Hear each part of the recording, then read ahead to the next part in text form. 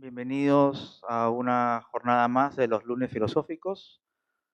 Hoy tenemos la sesión número 3, dedicada a una de las obras y también conceptos más importantes y más conocidos, más populares de Hannah Arendt, de la banalidad del mal.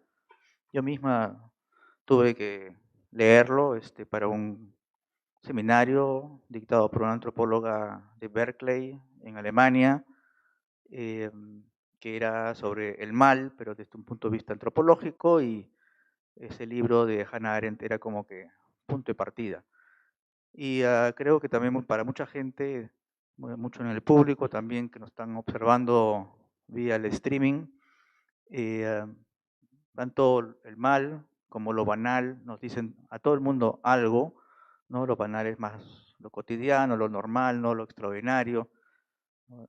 Y en ese sentido, creemos con el Centro de Estudios Filosóficos que este tema pues merecía tener su propio capítulo y no quiero fastidiarlos más con mis comentarios, solamente pedirles que apaguen sus celulares para no molestar a sus compañeras de sala. Por favor, también en caso de emergencia, izquierda y derecha están las salidas de emergencia, solamente tienen que empujar sin pánico, solamente caminando muy tranquilo, eh, en caso que la naturaleza decida ser también mala. Bueno, también quiero aprovechar, antes de darle la palabra a mi amiga Mariana Chuk, directora del Centro de Estudios Filosóficos de la Católica, también comentarles, invitarles que mañana tenemos la tercera sesión de los conciertos comentados por el compositor peruano Cediel Cuentas, dedicados a la vida y el legado y la influencia de Sostakovich, eh, que mañana estará en diálogo con Stravinsky, creo. Toda esa información la encuentran en nuestra página web. También les invitamos a inscribirse en nuestro boletín electrónico o seguir nuestras redes sociales, Instagram y Facebook. No tenemos TikTok, no nos permiten, son europeos.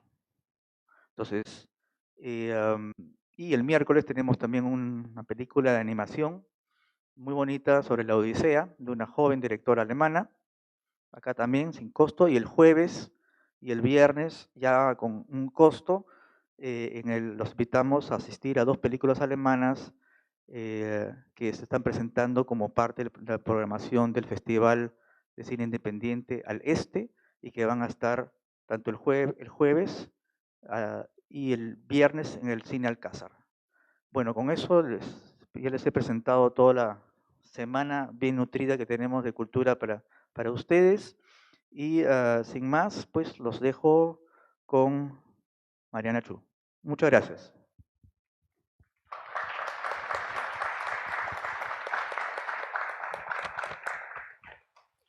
Muchísimas gracias a Martín. Lamentablemente tengo que empezar con una mala noticia, y es que la profesora Pepi Patrón no va a poder acompañarnos esta noche. Se ha levantado muy enferma, pero felizmente estamos con la profesora Soledad Escalante y la profesora Betsabe Marciani, que nos acompañan hoy. Como lo ha dicho Martín, el tema es la denuncia de la banalidad del mal, que es un tema muy presente, muy vigente, ¿no? Así que vamos a conversar con ellas, cada una va a hablar 15 minutos y luego tendremos una ronda de preguntas. Va a empezar la profesora Marciani. Ella es abogada egresada de la Pontificia Universidad Católica del Perú y doctora en Derecho por la Universidad de Castilla-La Mancha.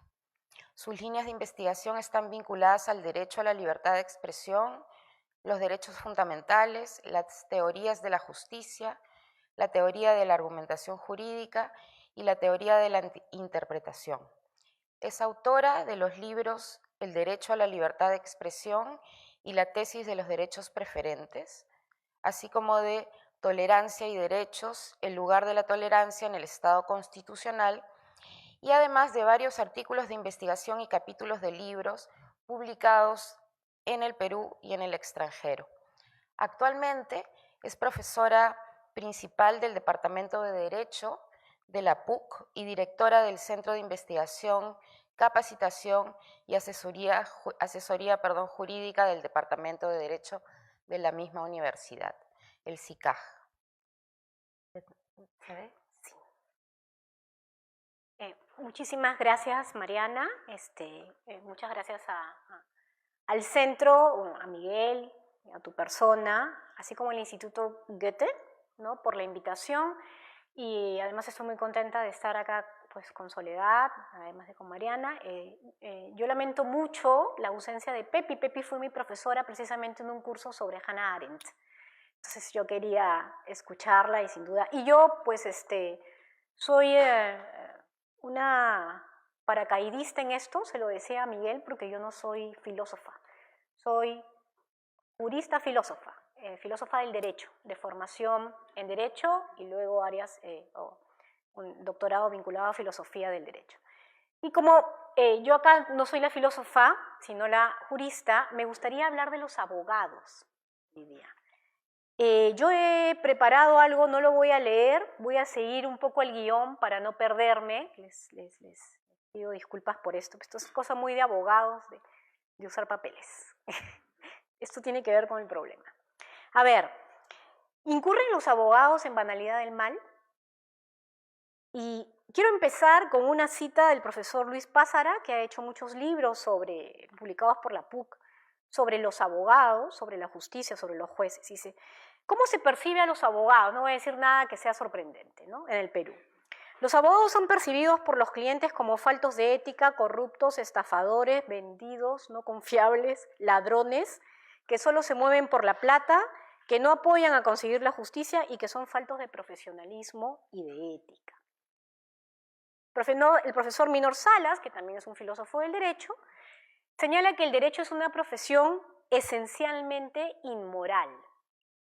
¿Y por qué es una profesión esencialmente inmoral?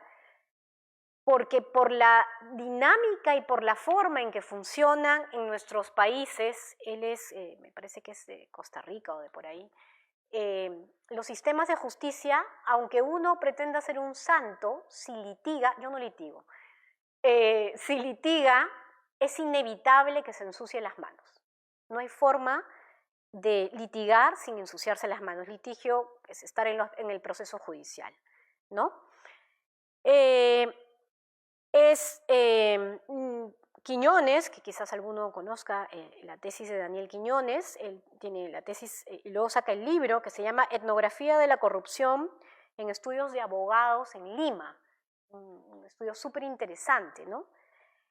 Y entonces él tiene algunas frases que me gustaría repetir. Dice, los actos de corrupción se han naturalizado y normalizado a tal punto que forman parte del trabajo jurídico desarrollado en el ejercicio de la práctica jurídica. Es decir, cuando los abogados quieren ofrecer un servicio exitoso, exitoso significa vas a ganar, algunos estudios de abogados o algunos abogados asumen que así como te van a cobrar, digamos, por la defensa legal, que es lo que se conoce, ¿no?, te van a cobrar también por ciertos mecanismos informales y paralelos que van a asegurar el éxito, porque no es suficiente saber, ni siquiera seguir la ley, hay que hacer otras cosas. Y dice él, algunos de ellos lo han naturalizado tanto que forma parte de la oferta, ¿no?, de la oferta de servicios. Finalmente, Susana Frisancho, que es profesora en la PUC, es psicóloga muy conocida, señala lo siguiente, dice, los abogados tienen una deformación profesional, no logran salir de la perspectiva legalista y tienen enormes dificultades para analizar las cosas desde principios éticos y mucho más para asumir una perspectiva moral en su comportamiento. ¿Por qué pasa esto? No voy a hacer un estudio pormenorizado de esto, yo quiero referirme a una cosa muy, muy concreta un poquito más adelante. Pero esto tiene que ver con lo que se conoce como el modelo liberal de la ética profesional del abogado, la ética del rol, ¿no? ¿Cuál es el modelo liberal? La idea de que tú es como si es decir, tú representas el interés de tu cliente, ¿no? Y tú tienes que ser y lograr que se satisfaga el interés de tu cliente del modo que sea, ¿no es cierto? La moral del abogado, por lo tanto, dicen algunos autores, es amoralidad, es decir, lo que hace el abogado de algún modo es doblarse y asumir una función absolutamente técnica, ¿no? Y presentarse como un técnico, ¿no? Estratégica e instrumental, ¿no? De medio-fin, es decir, no importa, el fin justifica los medios, lo que vamos a lograr es finalmente, pues, lo que te he ofrecido además en la oferta, ¿no? Incluso llegando a manipular la ley, pueden formular tesis infundadas y no verídicas, manipular la interpretación, en fin, no estoy contando nada que no hayamos escuchado, no sepamos y no sea parte un poco digamos, de lo que comúnmente se escucha sobre los abogados más en el Perú. Pero la pregunta que yo me hago es si los abogados, estos pues a quienes vemos como corruptos, ladrones, estafadores, es decir, personas muy, además probablemente muy inteligentes para el mal, ¿no? Pueden incurrir en formas de banalidad del mal, porque más bien parece que no, ¿no? Y entonces, claro, esta idea de ser inescrupulosos, corruptos y malévolos, hay una idea de mal muy inteligente, algunos incluso hay una película que se llama, no me acuerdo cómo era, que presenta a los abogados casi como psicópatas, ¿no? Ser personas muy inteligentes que saben lo que quieren ¿no? y además eventualmente hasta malas, ¿no? Sin embargo, y esto es lo que yo un poco pensando en el concepto, decía, ¿cómo lo llevo a mi terreno de banalidad del mal? Yo creo, y es una tesis que formulo, me ha servido esto además para pensar en esto y quizás eventualmente escribir algo sobre esto, me gustaría escucharlos también a mis compañeras sin duda. Creo que hay casos en los que los abogados en efecto incurren o incurrimos en formas de banalidad del mal, y es cuando hacemos un uso burocrático del derecho. En alguna parte se hablaba del uso burocrático de Eichmann, ¿no? Como era un burócrata eficiente, ¿no? Basado en el cumplimiento de reglas formales, y esto también es muy claro en algunos jueces, ¿no? Yo cumplo la ley, yo aplico formalmente lo que dice la ley. No en los fines del derecho, no en los principios, no en los valores, sino en la aplicación estricta, aparentemente, de lo que dice la ley, ¿no?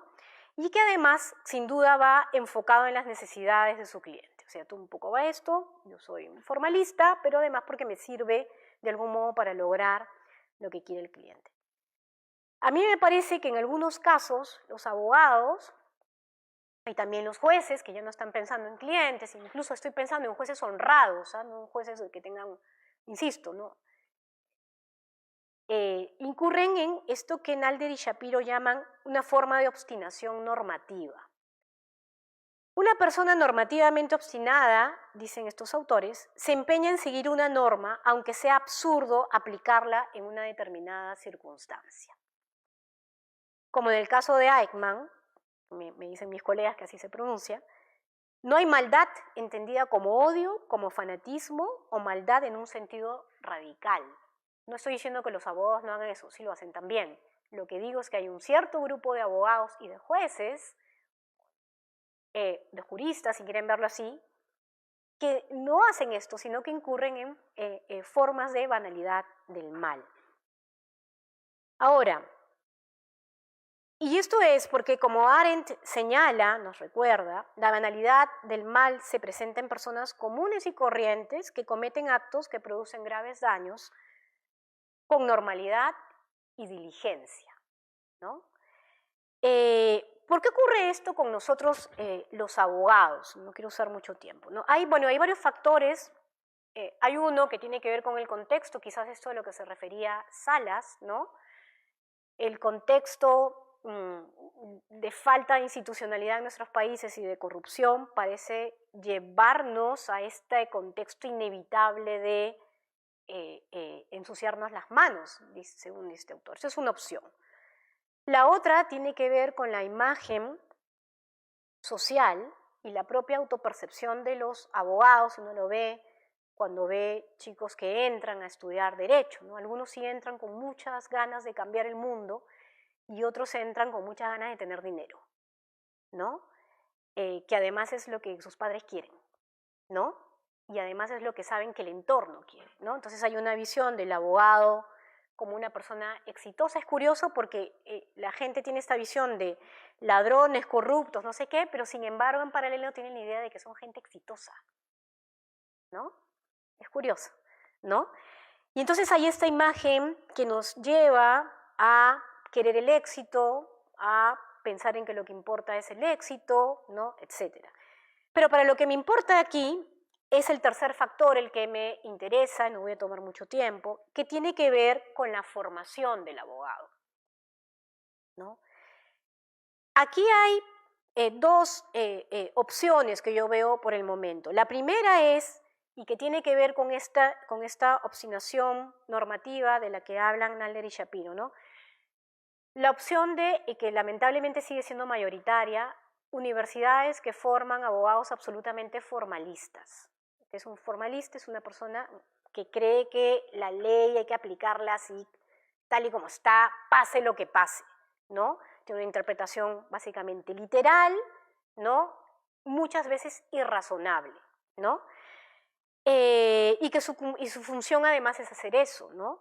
Y eso pasa, bueno, básicamente porque, como dicen los españoles, montarse un negocio es decir, no hay mejor negocio que poner una facultad de Derecho, porque es una carrera muy barata. Solo hay que comprar libros, y ni eso, ahora, ¿no? Entonces uno ve, yo alguna vez trabajé en una universidad que no tenía biblioteca, muy malos profesores, contratados por horas, y en esas universidades, digamos, ese es el peor escenario, lo que tenemos es una pésima formación, pésima, ¿no? Básicamente abogados codigueros. Ese es el abogado formalista, ¿no? Incapaz de discernir, que no tiene razonamiento jurídico. Y en el mejor de los casos, pensando en las buenas universidades, lo que tenemos es una visión profesionalizante. Yo formo profesionales que salen al mercado. Yo formo básicamente técnicos que salen al mercado a ganar casos, ¿no? Y entonces lo que ocurre ahí es que hay una una nula responsabilidad moral de las universidades en pensar que los abogados, y por eso me parece importante hablar de los abogados, es decir, nosotros, no solo nosotros, pero nosotros básicamente somos quienes construimos la justicia y la destruimos también. Entonces, la institucionalidad, la fortaleza en la institucionalidad se construye y se destruye, creo que todos lo podemos ver, gracias a la labor de jueces, fiscales, abogados, notarios, etc., ¿no? Muchos de los cuales participan en política también, o son asesores de políticos también. Todos los congresistas tienen asesores jurídicos, ¿no? No se ve la dimensión moral ni la responsabilidad que tenemos en lograr la justicia en el Perú. 5 minutos. ¿Qué podemos hacer con esto último? Bueno, no sé. Es muy complicado, pero estoy pensando básicamente en esta idea del abogado burócrata, ¿no? Yo creo que, como dice Manuel Atienza, quizás debamos dejar de pensar que, como dice Salas, el derecho es una profesión esencialmente inmoral y más bien aceptar y verla como una profesión de riesgo moral, dice él. Una profesión de riesgo moral. Pensar que y dice, lo cito, ¿no? Pensar que la posición institucional del abogado es un salvoconducto que lo libra de tener que plantearse cuestiones morales. Muchas veces cuando habla con alumnos de diferentes, yo dicto en muchos lugares, ¿no? Instituciones, a jueces, quieren una visión como aséptica moralmente, ¿no? Yo aplico la ley, yo aplico la regla, ¿no? Pero lo que tenemos que hacer es reconocer que los abogados están constantemente expuestos a cuestiones morales, a dilemas morales, ¿no? Que no pueden, y que simplemente es un autoengaño o un excesivo optimismo o un excesivo formalismo negar eso, ¿no? Negar que finalmente tomamos decisiones, incluso cuando queremos y decimos ser formalistas, estamos tomando decisiones morales. El abogado no es un mero tecnócrata, está expuesto a dilemas morales continuos y Y por lo tanto eso nos debería llamar a pensar que no solamente tienen que tener razonamiento jurídico, ¿no? Sino también una suerte de razonamiento moral, ¿no? Una evaluación razonada de las decisiones que toman, incluso de las reglas que aplican y por qué las aplican. Porque como con las reglas morales, creo yo también que con las reglas jurídicas, y también cito nuevamente a Tienza, importa la prudencia y la mirada en el contexto para que las reglas no terminen en una tiranía. Gracias.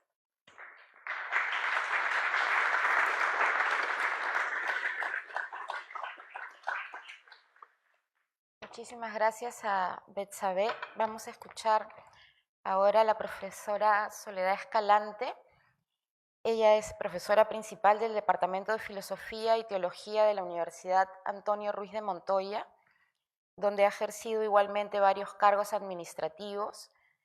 Es doctora en Filosofía en la especialidad de Filosofía Social por la Universidad Johann Wolfgang Goethe de Frankfurt y magíster en Filosofía, Sociología y Filología Románica por la Universidad Albert Ludwigs de Friburgo, Alemania. Además, realizó una investigación postdoctoral en la Universidad Iberoamericana de la Ciudad de México y es investigadora asociada en la Universidad de Valencia, España. Es miembro de diversas redes y asociaciones internacionales de Alemania y España. Asimismo, es autora de muchas publicaciones académicas en temas de filosofía política, filosofía social y ética. Los dejo con la profesora Soledad. Gracias, Mariana. Bueno, ante todo, buenas noches con todos. Gracias por su compañía. También a los que nos están siguiendo por redes sociales. Agradezco la presentación de Mariana y también tener a Betsabe aquí en este ciclo de conversaciones que nos ha tocado. Lamento mucho que Pepe Patrón se encuentre delicada de salud y no haya podido asistir. Pues sí, las adversidades del clima se están mostrando inclementes. Y bueno, sí, con eso voy a comenzar un poco esta suerte de diálogo que querría abrir con ustedes de una manera tal vez poco usual en el sentido de que también nosotros los filósofos solemos presentarnos, ¿no? Texto en mano, pero por si acaso acá también hay texto. Ya, bien, comencemos pensando en la vida de un personaje como Adolf Eichmann. Recordemos que estamos tratando el tema de la banalidad del mal y recordemos que el título de la obra de Hannah Arendt, que motiva mucho esta presentación hoy, es de qué manera Eichmann juega un rol en la vida de Hannah Arendt cuando ella tiene que hacer un informe. ¿Sí? Lo suyo es un informe respecto a un sujeto que ella tiene que evaluar, ¿no? En un juicio. Antes de ello, paréntesis, por favor, no querría olvidarme de agradecer a Miguel Just. No sé si lo hice, pero bueno, agradecerle la invitación a Miguel Justi. Paréntesis, no me olvido, pero me acuerdo. Ok, bien. Entonces, Eichmann es un personaje bastante curioso en el sentido de cómo lo va describiendo Hannah Arendt. Arendt, bueno, ya han contado un poco, ¿no? Los previos de esta teórico-política. A ella no le gustaba llamarse filósofa, no se consideraba filósofa, ¿no? Pero pues escribía mucho al respecto. ¿Sí? Escribía mucho respecto al pensamiento libre, por qué pensar, ¿no? ¿Por qué es peligroso pensar? ¿no? Y vamos a ver por qué en el sentido inicial en esta obra, que es Eichmann en Jerusalén. Contemos un poco algo previo a Eichmann, ¿no? Y es él, pues, fue de los seguidores de Hitler que con mayor eficacia y eficiencia se dedicó a perseguir a los judíos y a exterminarlos en los campos de concentración. 6 millones de judíos, él se encargaba de la logística, de llevarlos a los campos de concentración y ciertamente pues hacer lo que correspondía. En este caso era exterminarlos. Cuando cae Hitler, él permanece en Alemania, ¿no? Durante unos 5 años aproximadamente, y entre tanto está escapando él también de ser perseguido por la ley. Y en esa situación, en esa circunstancia, decide abandonar Alemania y ser un inmigrante, convertirse en un exiliado. Pasa a Argentina y se queda a vivir allí. Se queda a vivir y vive con una vida muy modesta, muy humilde, no quería despertar la atención de nadie y bien, tiene familia allí. Y hay una anécdota que es importante tenerla en cuenta porque son las cosas de la vida, justamente, ¿no? Son cómo se dan estos momentos en los que la hija de Eichmann, que Eichmann no se llamaba Eichmann en Argentina, se llamaba Robert Clemens, pues hay una ironía. Clemens, ¿no? Es como clemencia, no suena a clemencia. Un personaje que nunca tuvo clemencia en absoluto, ¿no? Pero bien, la hija de Eichmann era amiga de su vecino, el niño que también vivía al lado, ¿no? En la casa contigua, jugaban y hasta que se dio el momento en el cual esta niña contó la verdad. La verdad sale, tarde o temprano, y no tardó en salir.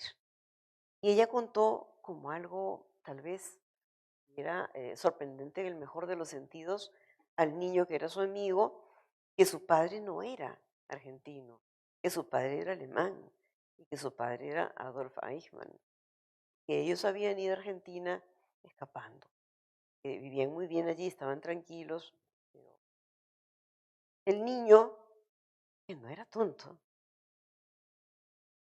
resultaba ser hijo de un que había logrado escapar del holocausto. Y el niño va, le cuenta al padre y el padre empieza a hacer investigación, no tarda mucho en denunciarlo a la inteligencia israelita y pues vienen literalmente a apresarlo. Desde Jerusalén llegan las fuerzas, ¿no? La inteligencia judía en ese caso, llegan a apresarlo y se lo llevan a Jerusalén. La historia ciertamente tiene mucho más que decir al respecto, pero el tiempo se nos va y quisiera poder llegar a algunos temas más todavía que tienen que ver con la banalidad del mal y todo lo que ella trae consigo. Cuando llega a Jerusalén y Arendt se entera de todo ello, es enviada como quien puede hacer de una periodista que va a ver un informe y va a relatarlo. Tiene que cubrir noticias y tiene que cubrir un informe sobre Eichmann. Ella allí no era la persona que en realidad era, ¿no? Era una asilada, una persona que fue perseguida, una persona que perdió su identidad alemana por ser judía, una persona que tuvo que esperar años para poder ser norteamericana, etcétera. Todo ello, ¿no?, era como quedaba entre paréntesis. Y cuando llega ella a Jerusalén, ah, con la atención que hay que prestarle a un juicio como este, lo que encuentra es algo que la deja impávida, totalmente, no podía entender qué sucedía, porque encontró a Eichmann colocado en una suerte de cúpula de cristal, ¿no? Y donde él tenía que rendir declaraciones y todos los días le preguntaban por su nombre. ¿Cómo se llama usted? Díaz de Díaz. Y contestaba con el nombre de Robert Clemens. Y no, y no, y no, hasta que, pasado cierto tiempo, una semana y algo más, decide aceptar la verdad, la realidad. Soy Adolf Eichmann. Allí es cuando empieza a desencadenarse una serie de eventos que son calificados como totalmente triviales, totalmente banales, totalmente inmorales. Por una persona ordinaria, como decía Arendt. Ver a Eichmann no era ver un monstruo. Uno no encontraba un hombre que inspirase terror. No inspiraba nada. Y lo único que podía responder él a todas las preguntas que le hacían era: yo no he hecho nada malo, he cumplido con mi deber. Y ciertamente cumplir con su deber era aplicar eficientemente, como un soldado, la orden de sus superiores. La pregunta a la cual trata de responderse Hannah Arendt es: ¿qué es lo que pasa en una persona para que llegue a deshumanizarse de tal forma? ¿Qué es lo que hay? ¿Qué es lo que falta? Sin duda, lo que humaniza al ser humano es el pensamiento, más aún cuando este es crítico. El pensar es la actividad humana per se. Este sujeto no pensaba, conciencia de lo que había hecho, pero sabía que había actuado correctamente. No había culpa. Esto le sirvió ciertamente a Arendt para ganarse mucho rechazo, porque decían que efectivamente encontraban en ella una persona que, en lugar de denunciar los crímenes cometidos, ¿no?, ponía a una persona como normal, esta cosa normal que está delante de nosotros, y sin embargo ha matado y ordenó la matanza de 6 millones de judíos, ha estado detrás de todo ello. Entonces, el mal no se produce por ausencia del bien.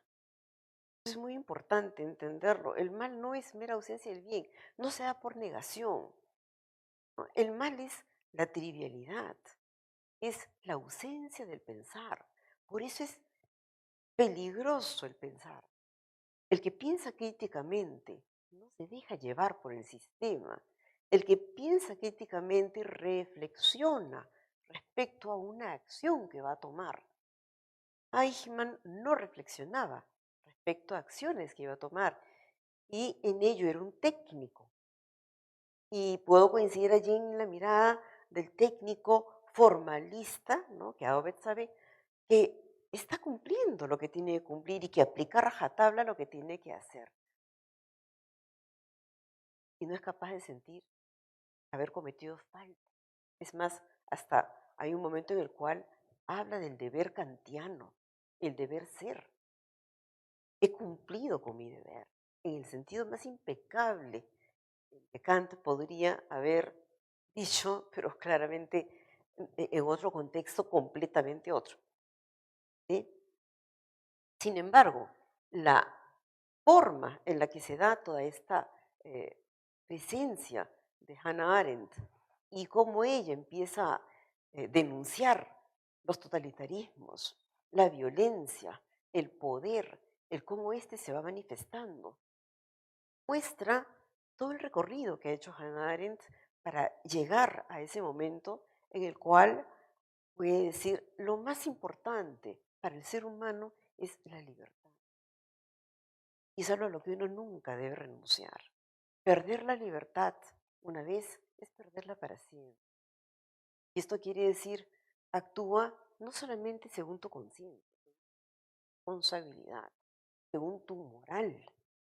Y allí es donde Hannah Arendt sostiene que para poder actuar moralmente uno tiene que ser capaz de no solamente ser consciente, sino ser responsable de sus actos.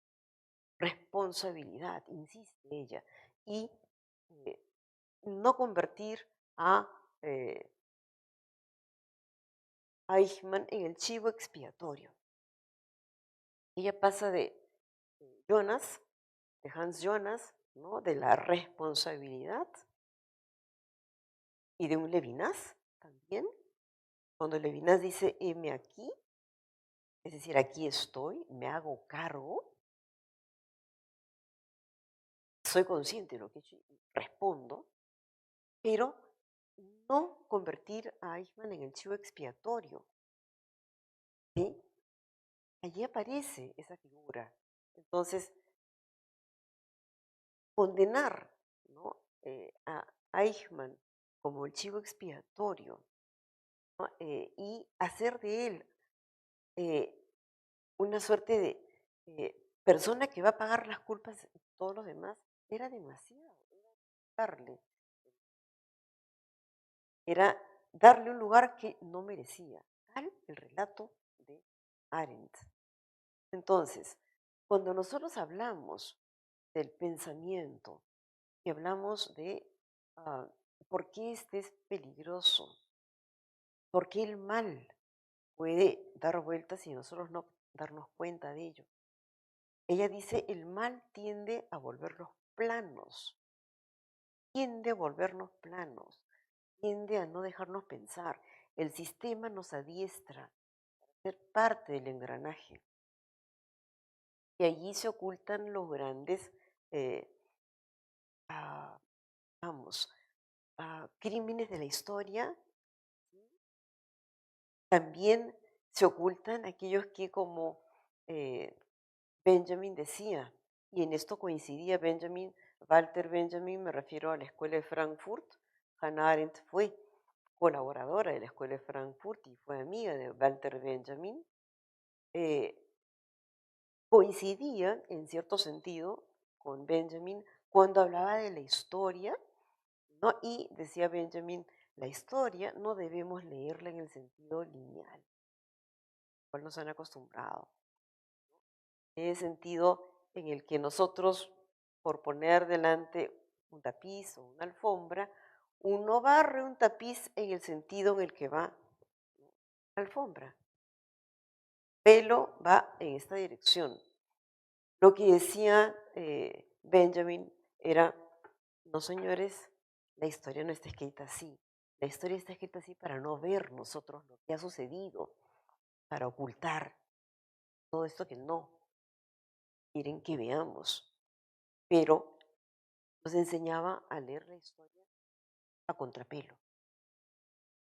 En ello sí podía tener esa coincidencia con Hannah Arendt. Aquello que ocultamos, aquello que tratamos de tapar, aquello que no queremos que se vea, justamente lo que nos hace sentir culpables, nos hace sentir cuán importantes son los lazos comunitarios. Y no solamente es la individualidad, como es el caso de Eichmann. Eichmann no sentía nada por la comunidad. Él sentía simplemente su individualidad actuando, haciendo algo. No sabía qué, pero sentía como un deber. Él no sabía, él no respondía.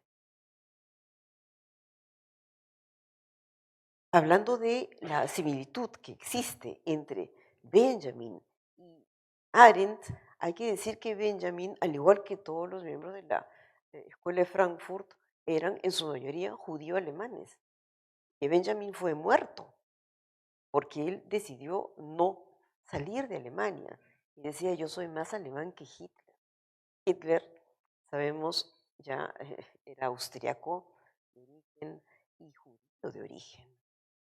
En fin, esas historias que son como demasiado oscuras, ¿no? Y uno trata de no entenderlas, pero la infancia, el desarrollo de un Hitler, ¿no? El pensamiento pavoroso que lleva, ¿no? a que existan regímenes totalitarios que no están pensando en el bien mayor, en el bien aristotélico, están pensando en lo que interesa a la ideología. Y la ideología nazi pensaba de acuerdo al libro, tal cual, programático que escribió Hitler en prisión. Ese libro se llamaba Mi lucha, Mein Kampf. Él escribió el programa, solo había que leerlo, porque lo cumplió a rajatabla, también, tal cual. Hay películas muy interesantes allí que uno puede tomar en cuenta como, por ejemplo, La vida de los otros. Y probablemente hayan visto ustedes, muestra, ¿no? En qué medida, en qué, en qué medida, y bueno, se fue volando, en qué medida entonces el espionaje, el vivir detrás de Heidegger fue pareja, mentor de Hannah Arendt. Y Hannah Arendt tuvo un amigo también, muy gran amigo, que era Karl Jaspers. ¿Qué hizo Heidegger con Jaspers? Lo denunció el 33 cuando Hitler entra al poder y Heidegger da su lección inaugural. Ignoró completamente la existencia de Hitler. Alguien que calla, que como dice Hannah Arendt, guarda silencio y baja la mirada. Y allí es donde Hannah Arendt empieza a ver que hay distancias, hay que tomar distancias. Entonces, hay mucho más que decir, ciertamente. ¿Me han estado escuchando? Sí, ya, porque se subió el volumen de pronto. Ya, yo voy a leer, porque creo que me dijiste un pequeño texto, ya, que no quiero dejar de leer porque sí es importante para nuestro tema esta noche. El mal radical surge cuando los hombres dejan de pensar, cuando aceptan el mundo tal como es sin cuestionar, sin reflexionar, y se convierten en engranajes de una maquinaria que no entienden pero perpetúan. Resistir al mal no requiere heroísmo, sino la simple y a menudo olvidada capacidad de distinguir entre el bien y el mal. De decir no, dicen comillas, cuando el mundo exige obediencia ciega. Este acto de pensar, de juzgar y de actuar es el único que nos separa de convertirnos en los autores de nuestra propia deshumanización. Muchas gracias.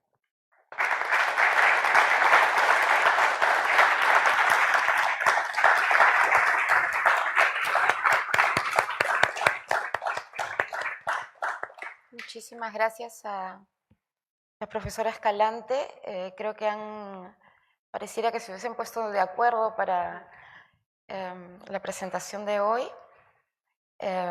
Tenemos tiempo para preguntas. No sé si, a ver, aquí adelante, si tenemos el micro.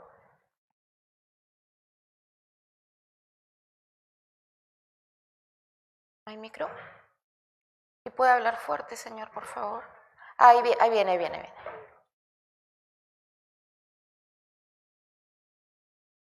Si las preguntas pudiesen ser breves para que todos puedan, o la mayoría pueda ser escuchada. Sí, solamente en vía de aclaración quisiera hacer un apunte, y es que Eichmann no fue apresado en Argentina, porque las fuerzas de seguridad argentina, policiales, judiciales, nunca tuvieron conocimiento del accionar del Mossad.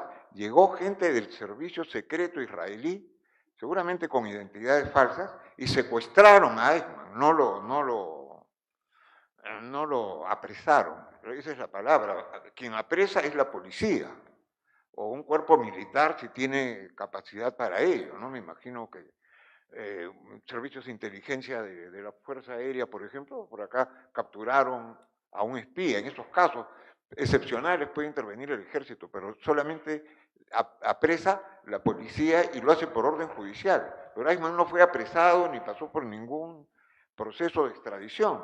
Lo doparon y lo subieron así al avión diciendo que se sentía mal y no recuerdo si lo llevaron en una aerolínea comercial sí, sin duda debe haber sido de una aerolínea comercial porque hubiera sido pues muy evidente si lo hacían a través de una transporte israelí, ¿no? Pero esa es la verdad de las cosas. Eso llevó al rompimiento de las relaciones diplomáticas de Argentina con Israel, que no sé si se han, me imagino que ahora ya con Milei se han restablecido. Y hicieron las paces. Sí, pero bueno, muchas gracias por la aclaración.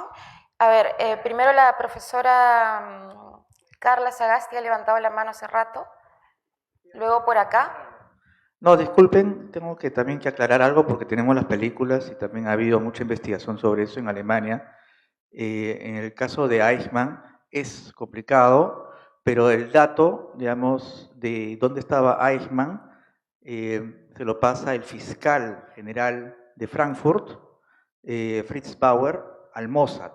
Hay películas, hay documentales, está bien documentado ese proceso. Ahora, la historia de la niña, el niño, puede ser también muy verdad, pero ¿a quién le llega la información? Primero es a Fritz Bauer, que era un fiscal de origen judío que logró escaparse y que después regresa a Alemania y con el apoyo de ciertas posiciones alemanas, progresistas y también conscientes de la responsabilidad, lo fortalecen para que sea el fiscal que lleva los primeros casos, ya no de Nuremberg, sino ya alemanes, ¿no? Y se inicia y sigue, digamos, todos esos procesos los procesos de Auschwitz en Frankfurt, muy famosos. Entonces, ahí también les invito a visitar, digamos, la información sobre Fritz Bauer, que también es una especie así de héroe, digamos, del Estado de Derecho. Muchas gracias. Yo solo quería comentar que comencé diciendo que iban a relatar una anécdota. Es una anécdota. En ese sentido ha ido el comentario. Carla. Buenas noches. Bueno, interesante el complemento de Betsabé sobre el tema del derecho y esa banalidad, ¿no?, a la que estabas haciendo referencia. Y yo quería agregar un concepto más para relacionarlo, que es el de la empatía.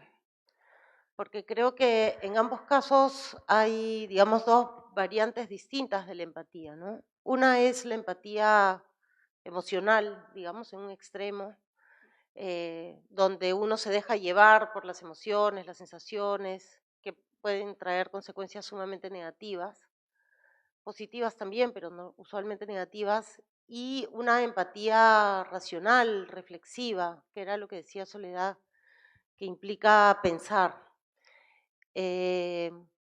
Creo que en ambos casos tiene que ver con la identificación o no con el otro. Y no sé si quizás ustedes pudieran hacer algunos comentarios al respecto, ¿no? Porque cuando el otro desaparece o cuando el otro es distorsionado, pues las consecuencias pueden ser terribles, ¿no? Por ahí va mi comentario. Gracias. Sí, Carlita, qué alegría verte. Sí, sin duda el tema de la empatía. Este tema la verdad es que yo lo agradezco mucho porque me ha hecho pensar mucho en el tema que quiero ahora trabajar. Y claro, ahí hay varias palabras hoy en día en psicología, ¿no? Empatía, narcisismo, ¿no? Somos sociedades cada vez más narcisistas, además. Y el derecho es una carrera de riesgo moral y de riesgo de narcisismo muy grande. Es una carrera además hipercompetitiva, uno lo ve en la facultad, ¿no? O sea, hay niveles en los que uno dice, y cambian a veces los chicos, ¿no? Que muchas veces entran con muchas ganas de, digo, sí, muy ilusionados de cambiar el mundo y luego en las prácticas es, o sea, si tú tienes que matar al otro porque además el puesto es ese y te quedas y dejas tu vida y dejas todo y vas sábados y vas domingos y es es realmente, ¿no? Y insisto, ¿no? Y además en una sociedad en la que lo importante es el éxito, el dinero, la ostentación y el poder, porque el derecho es una carrera que da muchísimo poder, ¿no? Entonces, sin duda, y muchas gracias porque en verdad que sí, también eso me...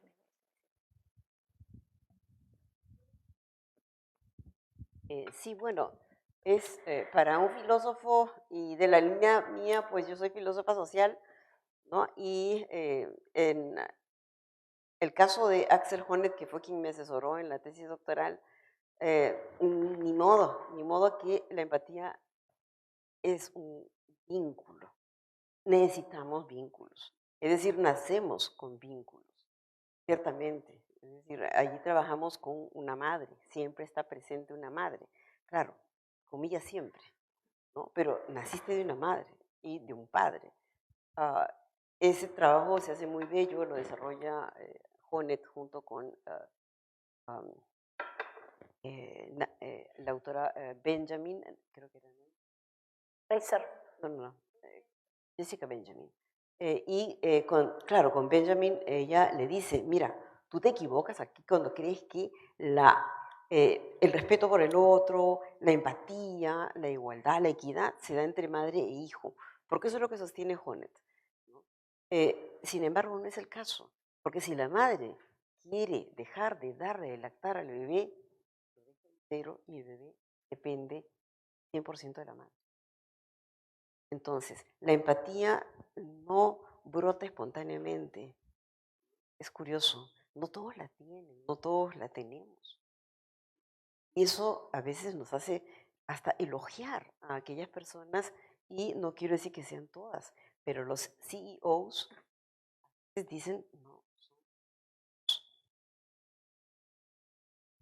tienen la cualidad, pongo comillas, me disculpan, pero claro, de no sentir que le puedes perjudicar al otro la vida entera y simplemente no me sirve. No eres la persona que necesito. Tienes demasiados problemas emocionales, afectivos, sientes demasiado, ¿no? Yo era una persona que piense, que actúe y que ejecute, ¿no? Entonces, sí, yo diría que el tema de la empatía y de la relación con el otro, Arendt lo desarrolla cuando habla justamente de los lazos que nos unen con nosotros, la necesidad de vivir en comunidad, no individualmente. Porque individualmente, sí, también podría decir en filosofía, y Mariana también debe saberlo, se trabaja un poco en solitario. En filosofía trabajamos juntos cuando hay que hacerlo, pero las investigaciones mayormente las hacemos individualmente y nos zambullimos y ahí seguimos. Pero eso no quiere decir que uno no esté viendo el trabajo de otro o esté tratando de entender o ponerse en el lugar del otro. Entonces, sí creo que es muy importante el tomar en cuenta que en casos como este, Eichmann no tiene empatía, no tiene culpa. Eso es lo que es más, es lo que más cuestiona. ¿Cómo así ese sujeto ha podido y pudo vivir con ausencia de culpabilidad? Porque nunca tuvo empatía, nunca vio al otro, la ausencia del otro, la invisibilización del otro, el no sentir. No más. Nosotros somos una comunidad. Eso creo yo ahí marca esa diferencia. Lazos sociales que sí vinculan. Ok, muchísimas gracias. Tenemos una pregunta acá adelante. Ya vi todas las manos. Con calma. Sí, por favor, si puede ser breve. Buenas noches a todos. Me gustaría dar un acápite diciendo que soy alumno de Derecho de la Universidad Católica y hoy tuve clase con el doctor Ernesto Aguinaga y justamente de manera coincidente mencionó el profesor Aguinaga a la doctora Marciani y la describió como la mejor docente de filosofía del derecho de la Universidad Católica, así que Es mi quería amigo. mencionar eso. Tiene mucha empatía. Quería iniciar con eso. Gracias. Y para dar un contexto breve, la pregunta que voy a realizar, quiero mencionar dos ligamentos. Por un lado, desde la parte psicológica, en el curso de psicología recuerdo que nuestra profesora nos había comentado y hecho una crítica a los abogados desde la teoría moral del desde la teoría moral de Colbert, y ella nos menciona pues que normalmente los abogados suelen quedarse en una etapa convencional del desarrollo moral, donde solamente se dejan guiar por las leyes, mas no profundizan en la ética que estas leyes pueden tener. Esto por un lado, y se contrasta con otro lineamiento, que es lo que justamente estamos viendo en el curso de Derecho, que es la moralidad de los derechos humanos. Los derechos humanos, por un lado, tienen una base deontológica que busca analizar cuál es el medio y no solamente el fin, y esto se conecta con la teoría de los criterios de justicia de John Rawls, que justamente estábamos tocando en clase. Entonces, existe este contraste, que primero te menciona de que el derecho tiene una base moral, una base filosófica, y la profesora de psicología hace una crítica diciendo que en realidad la mayoría de abogados en los que he hecho investigaciones no poseen esta base, incurren en cierta medida en una banalidad. Entonces, con este contexto, la pregunta que realizo es, primero, ¿qué es lo que desde la Pontificia Universidad Católica del Perú, específicamente en la carrera de Derecho, se realiza para combatir esto? Y al mismo tiempo, ¿qué oferta da la universidad como líder de todo el país en Derecho frente a las demás universidades en este tema? Muchas gracias. Wow. A ver, lo que tú has dicho es tal cual. ¿Qué, la psicóloga no será Susana Frisancho? Ah, ya. Sí, porque ella también de algún modo le dice, es curioso que nos vean así los psicólogos. Y voy al tema del Estado constitucional y de los derechos. Claro, lo que pasa es que esta visión muy formalista del derecho, legalista, aplico la regla y lo demás, claro, era mucho más normal antes me estoy refiriendo a antes de 1980, por ahí, porque claro, no sé si no, ha habido un gran cambio en el derecho, ¿no? Lo estudiamos, ¿no? Que quizás todos los podemos, desde la Segunda Guerra Mundial se dice, pues, si los derechos, si se meten en los tratados, de manera que las normas y reglas estas que te dicen, usted si hace esto, consecuencia tal cosa, se tienen que interpretar en función de los principios. Los derechos fundamentales son principios, ¿no?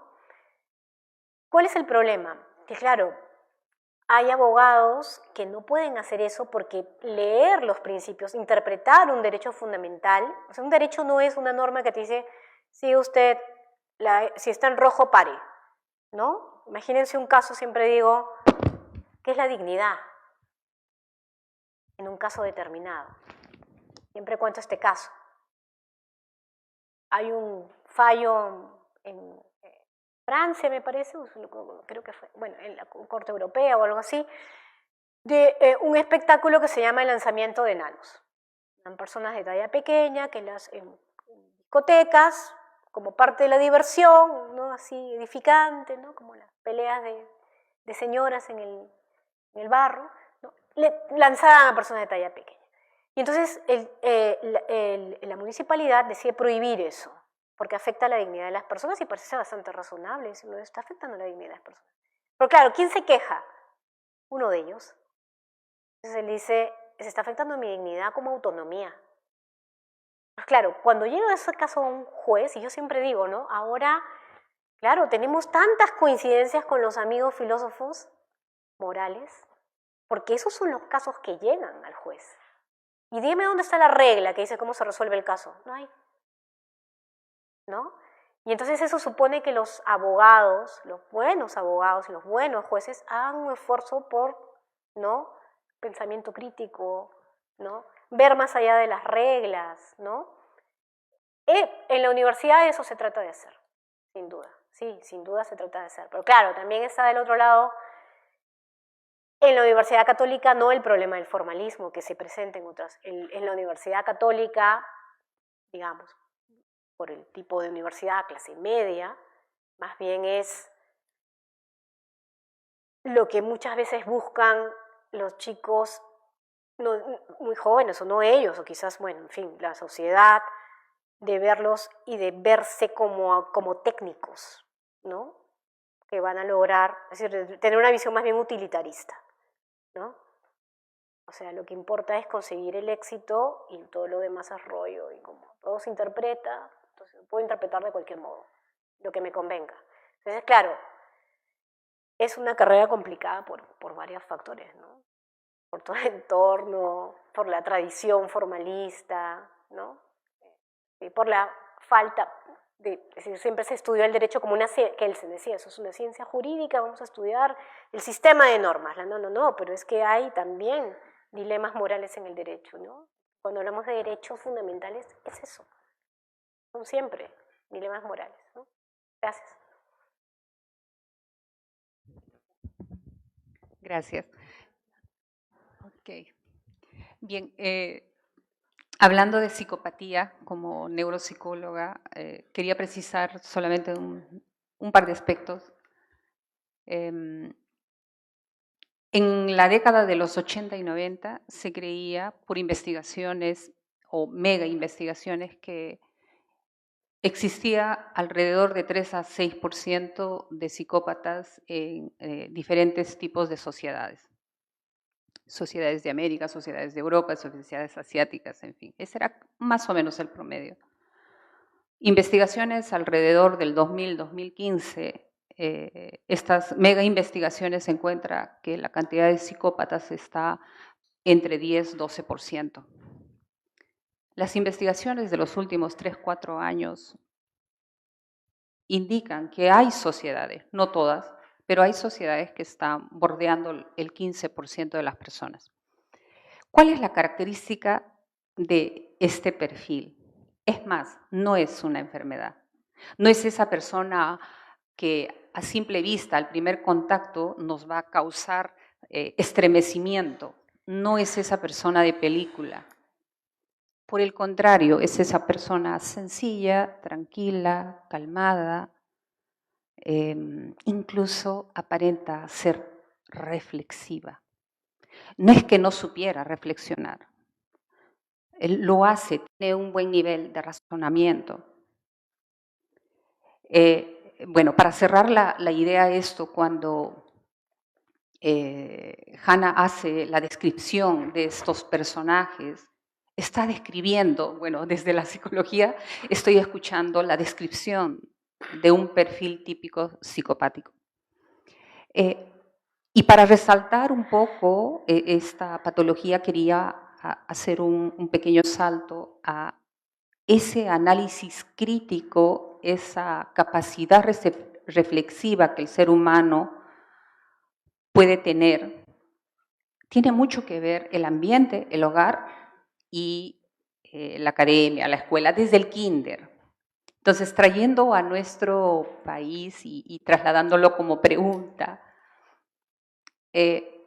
nuestro sistema educativo precisamente carece de ello, carece de una enseñanza reflexiva, de una enseñanza crítica, del pensamiento crítico. Cuando llegamos a la universidad, quizás lo que en promedio, no quiero afectar a nadie, pero en promedio vamos a procurar hacer un razonamiento para cumplir y tener la nota, pero no para la aplicación a la vida real. Entonces, yo trasladaría una pregunta a ustedes, y muchas gracias por adelantado, desde su experiencia, ¿qué elemento o qué punto podríamos mejorar en nuestro país para aprender a tener ese pensamiento reflexivo desde temprana edad, desde el kinder?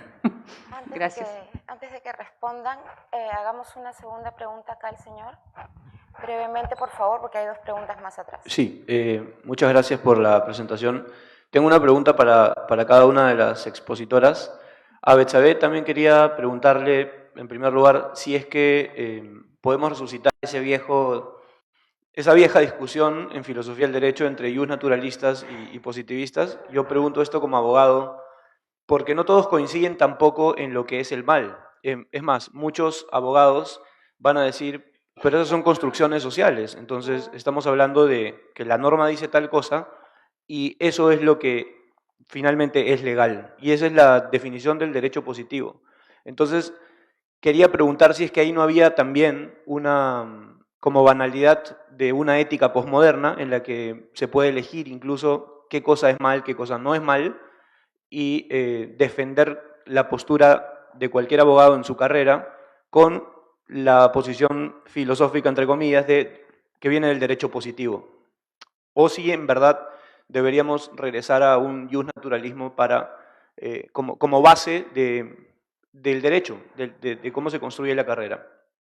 Y a la doctora Escalante quería preguntarle, porque ella trabajó Hegel, tiene un libro muy bueno sobre filosofía del reconocimiento, y yo quería preguntarle si es que esa idea de comunidad, ¿cómo contrasta con las pseudocomunidades en las que las personas que no piensan como nosotros quedan excluidas? Porque esa es propiamente la ética de redes contemporánea, y no solo algo que hicieron los nazis, sino algo que se hace hoy, cuando el que está al frente tiene una filosofía o un pensamiento diferente, y comunidades quienes piensan como yo.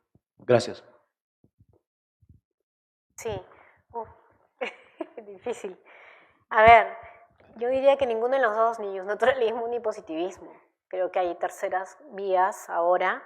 Pero, a ver, uno de los problemas que tenía el positivismo inicialmente, bueno, en el siglo XX, era fuerte escepticismo moral. Claro, ¿no? Como todo el tema moral es absolutamente relativo, personal, emotivismo, subjetivismo, etc., no tenemos que meternos en el tema moral, ¿no? Pero yo diría, bueno, es que eso ya es algo inevitable, porque lo legal, y tú señalás muy bien, ¿no? Lo legal hoy es constitucional. Un poco o sea, ahora no es lo que diga la ley solamente, es lo que diga la ley a la luz de los principios. Entonces, ha habido un gran cambio, que la pregunta es si lo ha habido en la mente de los abogados y los jueces también, creo que sí, está tratando de ser así. Y eso nos lleva nuevamente a que tenemos reflexiones, siempre lo digo, que nos acercan, se lo digo a mis alumnos, a nuestros colegas de filosofía, no, claro, que ellos son pues ahí obviamente los capos en el tema, ¿no? Pero bueno, nosotros algo tenemos que decir ahí. Y entonces yo creo que visiones relativistas altamente escépticas, no. Y jus naturalistas, es que no sé, tampoco es que, digamos, si lo entendemos de un modo muy fuerte, verdades morales fuertes en sociedades altamente pluralistas, yo creo que el asunto está medio camino en lo que se llama objetivismo moral mínimo, no voy a entrar en eso porque es una clase, ¿no? Que es básicamente argumentativo. Por lo tanto, hace un llamado muy grande precisamente al razonamiento práctico, ¿no? Por lo tanto, al razonamiento moral también, ¿no? Que creo que es por ahí por donde va la cosa. Sí, bueno, la pregunta acerca de cómo se entiende esta visión que, por un lado, es la que se denomina en filosofía cognitiva, ¿no? En la que el yo se define como un sujeto que piensa, ¿no? Una tradición desde el siglo XVII, XVIII en adelante, ¿no? Y la tradición que habla del sujeto no en una línea cognitiva, pero en una línea social, ¿no? Entonces, en esa mirada es que hablamos del reconocimiento y no del conocimiento. Conocer es la actividad tradicional de sujeto-objeto, ¿no? Un sujeto que conoce, un objeto que es conocido, ¿no? Esa lectura Hegel la hizo y en Fenomenología del Espíritu la desarrolla completamente y reúne las tres críticas kantianas en la fenomenología. Él responde todo porque además no divide mundos, es decir, no hay un mundo arriba, no, todo es aquí y ahora. Entonces, cuando él habla de el reconocimiento, está hablando de la relación intersubjetiva.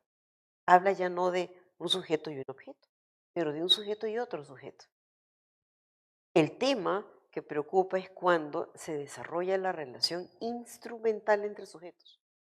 Es cuando cosificamos al otro. Es cuando convertimos al otro en un medio. Cuando la persona deja de ser un fin en sí mismo, pasa a ser un medio. Y es utilizada para o utiliza a otros para, ¿no? Sin embargo, la intersubjetividad lo que busca es desarrollar justamente esa relación social que existe en los individuos y que permite hablar hace la diferencia Hegel inclusive de comunidad antes que de sociedad. Él dirá comunidad porque la comunidad no tiene este fondo liberal. Ahí pensemos que Locke estaba presente. Ya había surgido el liberalismo político. Lo que Hegel trata de desarrollar es justamente, mira, no hablo solamente de una sociedad en el sentido liberal, en donde un yo en primer lugar y en último está presente, ¿no? Y así es la teoría. Bien, pero dice Hegel, el yo no desaparece. A Hegel se le achaca, ¿no?, el que su Estado se comió a todos los yos y todos son iguales y luego todos son un ejército. Y no es el caso, ¿no? Hegel dice, muy bien Kant, hasta aquí llegaste, me parece estupendo. Hablaste de un yo, hablaste de la moral, pero yo quiero ir más allá. Yo quiero hablar del nosotros. Quiero hablar de este yo social y quiero hablar de una eticidad, ir más allá de la moral, porque dice Hegel, la moral es fundamentalmente una relación individual en la que yo actúo de tal manera que validable universalmente. Pero Hegel dice, no solo cuenta el yo actúo de tal manera, porque puede haber virtuosismo. Y el virtuosismo es cuando yo actúo no en función al otro. Él lo dice tal cual en fenomenología. Hipocresía existe. ¿Cómo distingo yo el que actúa bien por otro? Porque cree y piensa en el otro y se pone en el lugar del otro. O simplemente porque, ok, hice mi acción de bondad por hoy, ya cumplí. Entonces él quiere llegar a ese nivel, en donde el nosotros prime y en donde no nos lleve a actuar bien un deber ser. Importante. Y en ello hay mucho de vinculante también con el derecho, porque tengo estudiantes de maestría que vienen de derecho a hacer filosofía. Es muy interesante las propuestas que tienen y quieren pensar filosóficamente el derecho. Es muy interesante, ¿no? Y hay puntos comunes, ¿no? Y cómo entendemos y cómo cruzamos y cómo dialogamos, es bien interesante. Pero en esa mirada entonces es que esa comunidad no sería un lugar ideal, utópico, que no se va a dar nunca, pero es el esfuerzo por lograr, ¿no?, que alcancemos vía diálogo, entendernos. Y además lo dice, aceptar que cometemos errores, perdonar, reconciliarnos. En mucho, para mí, y termino allí, la CBR ha tomado prestado algo del pensamiento hegeliano. Habla tan humanamente que es ese otro Hegel que no se conoce, porque más se le mira de lejos. ¿No? Pero bueno, creo que he respondido. Betsabe iba a contestar la primera pregunta. Sí, usted había hecho la primera.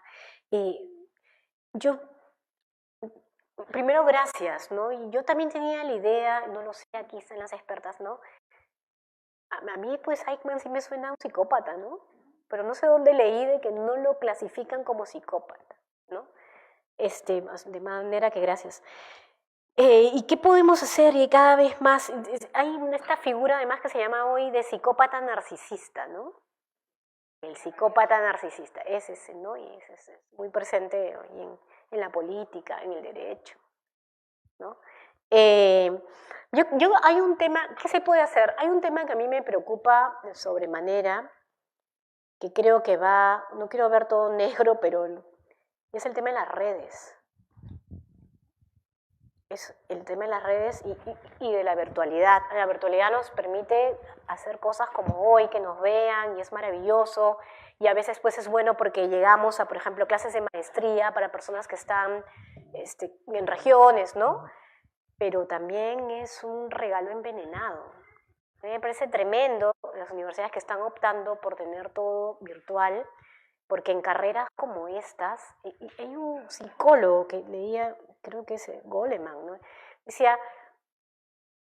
el mirar a la persona face to face, ¿eh? no en la pantalla, los micro gestos que uno hace, así como los perritos, ¿no? Los perros se dan cuenta, ¿no? Por los microgestos que uno permiten que uno sea empático. Por eso la gente en redes puede ser tremendamente agresiva. Yo no tengo Twitter por salud mental. Es atroz lo que la gente se dice en Twitter, el nivel de agresividad. Entonces, claro, un poco escuchándote también, ¿no? ¿Cómo creas comunidad? ¿Cómo creas comunidad política incluso? Con el nivel de polarización que hay, de odio y de hate que hay en las redes. Es atroz. Y además de eso, ya en caso de que no sea gente así, como yo les digo a mis alumnos, o sea, todo es breve. ¿Cómo elaboras un pensamiento reflexivo y crítico si tienes que escribir en 3 líneas? Todo es rápido, todo es frívolo en ese sentido, ¿no? Nada tiene profundidad, ¿no? Entonces yo creo que ahí hay un problema adicional, ¿no? Que habrá que ver cómo resolver, no sé cómo. Sí. Hay una pregunta justo detrás de ti, Bárbara, y luego hay al fondo. Buenas noches.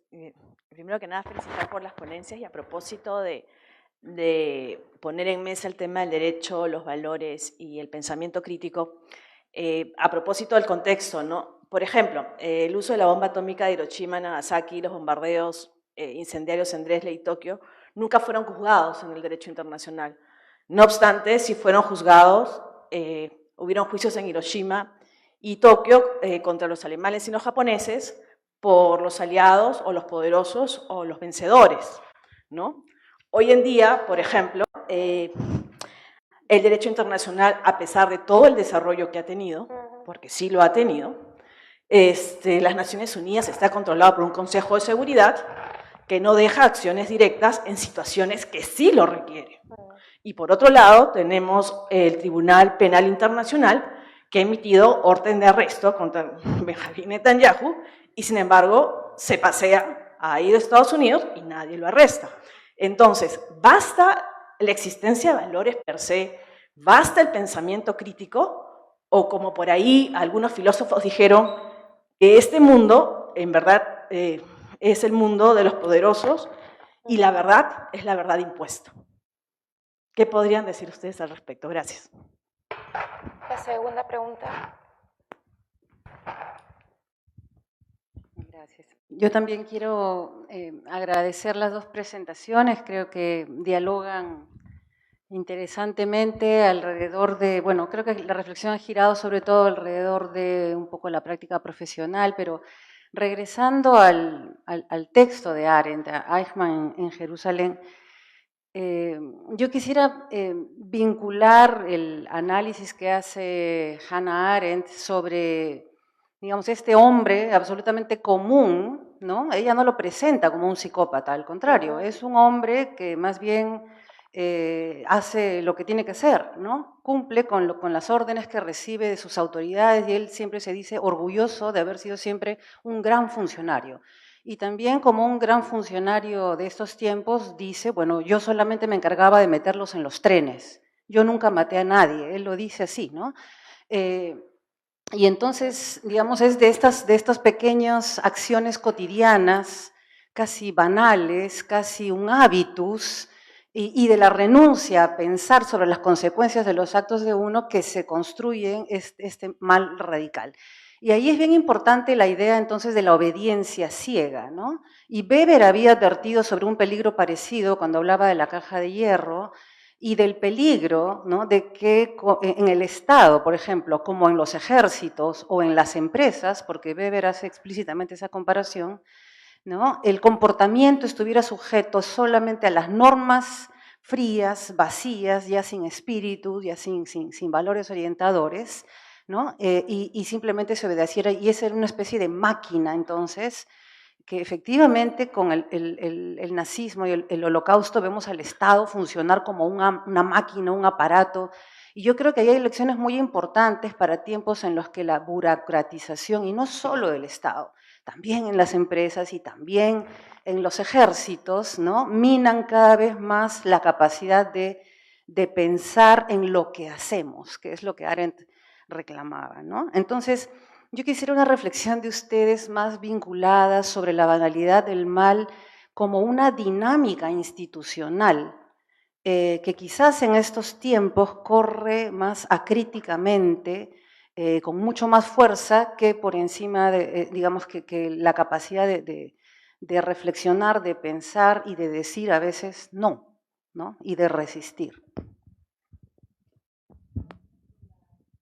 Por las preguntas, no sé quién quiere empezar, las dos se han puesto a tomar notas. ¿Puedo comenzar yo? Soledad. Igual, les agradezco las preguntas. Realmente hubiera querido contestar también a las otras preguntas. Me quedo con las ganas, ¿verdad? Bueno, para ahí las introduzco un poquito en las respuestas, porque las preguntas que acaban de hacer sí son bastante amplias, ¿no? Entonces, sí, es muy cierto, ¿no? Lo dicho, y vivimos en un sistema administrado. No nos damos cuenta. Los que no se dan cuenta, porque siguen, como decían los críticos de Frankfurt del siglo anterior, ¿no? Siguen como ovejitas, ¿no? Y siguen caminando hacia donde el sistema dirige, la ideología manda y nos vamos todos al abismo. Pero los que piensan críticamente son esas ovejitas que se quedan paradas y de repente toman el rumbo contrario, porque piensan que no está allí lo que necesitan. Es decir, pensar críticamente es muchas veces irte a contracorriente, porque no estoy de acuerdo. Porque, como bien dijiste allí también, renunciar a pensar es perder tu libertad, es perder tu identidad, es perderte a ti mismo, ¿no? Y el hecho, ¿no?, de aceptar verdades impuestas, eso es mera ideología. En filosofía se nos enseña muy bien y se nos entrena muy bien a que no hay verdad preestablecida, no hay tal cosa. No hay verdades absolutas, no hay. Podemos decir, sí, aquí, ahora es, pero más adelante, devenir manda, cambiamos, todo cambia. Por lo tanto, no relativizamos, pero decimos, estas verdades están sometidas a cambio. Por lo tanto, hay que ir cambiando, hay que ir aceptando los cambios. Se comentó lo de la obediencia ciega. Nada peor que obedecer aquello que nosotros decimos, estoy en contra de esto, ¿por qué tengo que aceptarlo? Y justamente leí o escuché a un profesor español decir lo siguiente, cuando le preguntaban, ¿qué hacemos con nuestros alumnos? ¿Cómo les enseñamos a pensar críticamente? ¿Cómo cuando están las redes sociales al otro lado tan cerca? ¿No? Como cuando están allí tan involucrados con un mundo que ellos creen que es de cierta manera, en donde ni siquiera son lo que son, en donde hacen ficción respecto a quién es la persona que está allí, se cambian el nombre, es decir, hay de todo allí. Y bueno, destruyen a otras personas. Nosotros hemos visto cuántos casos, ¿no?, de muchachos que están metidos en estas redes y terminan siendo captados, ¿no?, apresados de manera tal que hay hasta suicidios. Los muchachos se quitan la vida. Los muchachos creen que se les va la identidad si les ponen un like o no les ponen un like. Si en Twitter o X, como le llaman ahora, ¿no?, escribo más rápido. Cuidado que te pasan los 700 caracteres, nadie te lee. Todo es velocidad. Pero ¿qué nos importa la velocidad? El profesor decía, si tengo que enseñarles, es lean, lean, lean, lean y profundicen. No importa, porque lo otro es pérdida de sentido. Y cuando pierde sentido, tu identidad está perdiendo sentido. Tú estás perdiendo sentido y no sabes a dónde te dirige y te van a llevar por donde quieran. Entonces, sí, la maquinaria tiene mucho que ver con ello. ¿Nos comportamos como piezas del engranaje o resulta que no? Yo funciono sí, dentro de un sistema sí, pero hasta cierto límite. Cuidado, porque también tengo que decir no cuando hay que decirlo. La disidencia, la capacidad de decir no, resistir, ¿no? El resistir, dejar de ser chivo expiatorio, lo que diría Girard justamente, dejar de comportarnos de esa manera. Es decir, yo no voy a convertirme en el chivo expiatorio para que castiguen a todos y me pongan a mí de víctima. No, no lo acepto. Es decir, no porque me ponga en contra y no crea lo que los demás creen, y es la mayoría, lamentablemente, ¿no? Mal por ello. Entonces, el profesor fortalecía esa idea de pensar críticamente. Uno no nace pensando críticamente. No, empieza a leer, uno empieza a formarse. Y formarse no es aprenderse algo de memoria. Y formarse es, a ver, ¿y cómo entra todo esto? A ver, la paideia griega, la Bildung alemana. Esa formación que habla de la persona como integridad. Eso es importante, no los números. Y ahora uno dice, bueno, ¿cuántos egresados tenemos? ¿Cuántos chicos han salido del colegio? Esta promoción, ¿cuántos egresados tiene? Números. Y somos medibles. No es el caso. Yo creo que allí también está la patología del sistema, que nos, comillas, va obligando a creer que es así como tenemos que funcionar. Pero eso es instrumentalización, eso es reificación, eso es alienación. Y contra ello tenemos que luchar, ciertamente. Estamos aquí para eso. Creo que es muy importante la pregunta que hacen allí. Bueno, lo dejo allí para también... y no nos Sí, queda mucho tiempo. estoy Isabel. buscando un concepto, no es que esté como lo que estoy criticando, estoy justamente buscando un concepto a propósito de lo que preguntaban. Dos cosas. Lo primero, lo del poder. Bueno, el derecho es poder, pues también, claro que es poder también. Yo creo que no solo, no tengo esa idea de lo que se conoce en el derecho como teorías críticas del derecho, no sigo esa línea, pero también lo es, sin duda. Y entonces, bueno, sí, pues es tremendo que, es decir, creo que el derecho ha hecho mucho, hablabas de la CBR, ¿no? Creo que nos está dando mucho porque a veces uno dice, ay, ese tiempo es terrible, bueno, pues pero antes había esclavitud y no pasaba nada, es verdad, también hay cosas que hoy nos da el derecho, que nos permite lograr cambios, pero claro, el derecho tiene límites, inevitablemente, ¿no? Y entonces ahí también está el poder, y el derecho es poder al final, y esto de los derechos nos servirá y será exigible cuando se lo puedas exigir a quien se lo puedas exigir, y a Estados Unidos no se lo puedes exigir, y a Israel tampoco, y eso es real, ¿no? ¿Y qué podemos hacer con eso? Pues ahí hay otras formas de acción, no más política, no lo sé, o sea, el derecho no es la panacea, sin duda. Creo que nos da muchas herramientas, pero también tiene muchísimos límites, y el poder es uno de ellos. Y esto de la última intervención, también ambas muy, muy interesantes, ¿no? Hay varias cosas que estaba apuntando, ¿no? Obediencia, burocracia, ¿no? Claro, yo estaba pensando, creo que hay tres cosas, y un poco escuchando a Soledad también, ¿no? El burócrata, ¿no? Estoy pensando, por ejemplo, en el juez burócrata, ¿no? Y sé que no hay tiempo, pero creo que el ejemplo es una jueza a la que va una madre pidiendo alimentos. Ustedes saben, los alimentos son una cantidad de dinero que se le da para que puedan sobrevivir sus hijos, ¿no? Al marido. Y tiene 2 hijas, el marido se mandó mudar, se largó, y la mujer, ¿no? Entonces una de las hijas está enferma y ella no tiene con quién dejarla. Y llega 5 minutos tarde a la audiencia. ¿Y saben lo que hace la jueza? En aplicación de la regla, se acabó. Claro, y uno se pone a pensar, y hablábamos de reglas y principios. ¿Qué se puede hacer ahí? Bueno, el caso llegó al Tribunal Constitucional, no ¿no? Anterior. Llegó al Tribunal Constitucional, y el Tribunal Constitucional, y esa es obstinación normativa, ¿no? Casi le dijo, eso es obstinación. ¿Cómo se le ocurre? Usted tiene esa regla, sin duda, pero interés superior del menor, vida, dignidad, todo eso pesa más, ¿no? Y le dijo, mal tu sentencia, y no. Y entonces, eso, ¿no? Pero digamos, pensemos en ese juez, el juez burócrata o el abogado burócrata, claro, y ahí hay mucha responsabilidad. Y también hablamos del que obedece, y ahí hay una gran responsabilidad. Pero yo también me pongo a pensar, tú hablas de esto de la indiferencia, ¿no? En todos los que somos indiferentes hoy en día en nuestro país. Y en que el mal de todas las formas pase. Y buscaba el concepto porque hay una, Katinka Evers, que creo que es antropóloga, usaba una frase que es muy dura, es muy fuerte, y ella decía, funcionamos, no llegué a encontrar el concepto, ¿no?